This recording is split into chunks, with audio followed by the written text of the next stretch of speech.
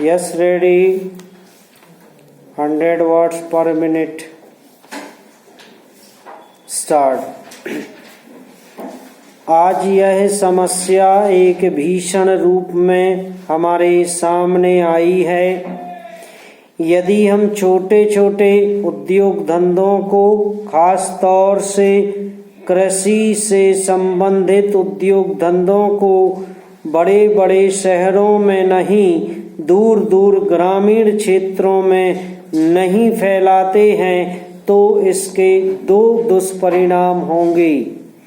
एक तो उद्योगों का केंद्रीयकरण होगा, दूसरे शहरों की आबादी बढ़ेगी, जिससे अनेक जटिल समस्याएं पैदा होंगी।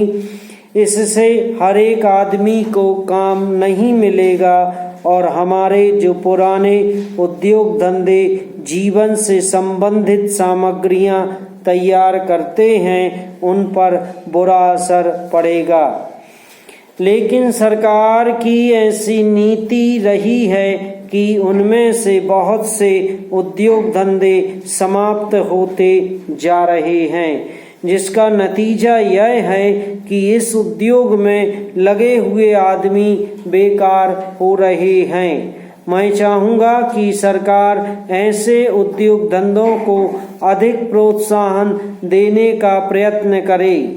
कांग्रेस दल का, प्रजा समाजवादी दल का और साम्यवादी दल को छोड़कर दूसरे दलों का जहां तक संबंध है, हम इस मौके पर सरकार का समर्थन देशभक्ति की भावनाओं से करते हैं और समाजवादी दल इस नीति का समर्थन चीन की भक्ति की भावनाओं से कर रहे हैं। पैरा उपाध्यक्ष महोदय, मैं मानती हूँ कि बहुत से जो हमारे भाई हैं उनकी तरफ से शिकायतें आई हैं और यहाँ बातचीत चलती रहती है कि हम अपने इलाके में सफाई बंद कर देंगे, परंतु यह विषय स्वायत्त शासन संस्था के सहयोग से नहीं हो पा रहा है जैसी कि हमें आशा है। और मैं समझती हूँ कि राजनीतिक दल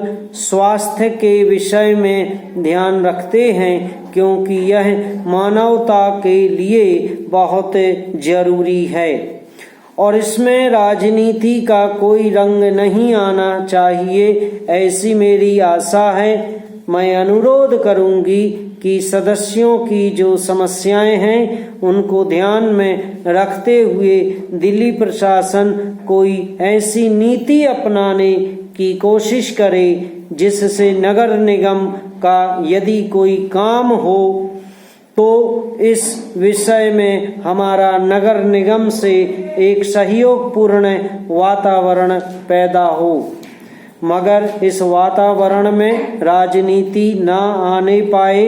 हमारे सामने एक मंजिल हो कि हमें जनता का काम करना है, क्योंकि जनता के लिए हम चुन कर आए हैं।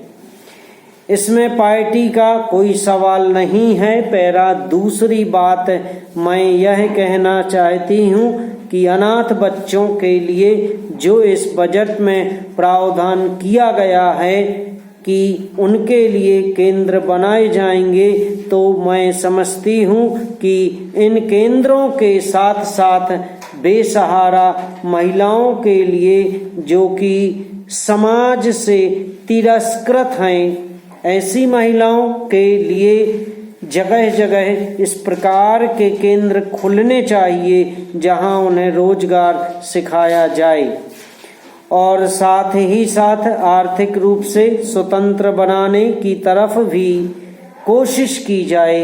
इस विषय में मेरा एक सुझाव है कि जो बच्चे अनाथ हैं, जो बेसहारा महिलाएं हैं, उनकी तरफ हमारी पूरी कोशिश होनी चाहिए कि जो अनाथ बच्चे हैं, जो समाज से तिरस्कृत हैं, जिनको अवहेलना की दृष्टि से देखा जाता है, उनके लिए केंद्र बनाए जाएं और उन केंद्रों में वह अधिकारी रखे जाएं जिनके संरक्षण में वह कार्य सीखें, पढ़ें, लिखें।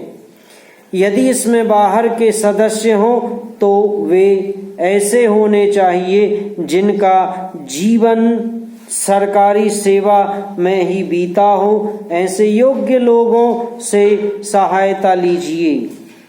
यदि इसमें असामाजिक तत्व घुस गए तो फिर हमारा पैसा ऐसे ही खर्च हो जाएगा और जो नीति हमने बनाई है वह फेल हो जाएगी, जिसका परिणाम यह होगा कि हम उस नीति को कार्य रूप में परिणत नहीं कर सकेंगे। इस बात पर कोई मतभेद नहीं है। समाप्त।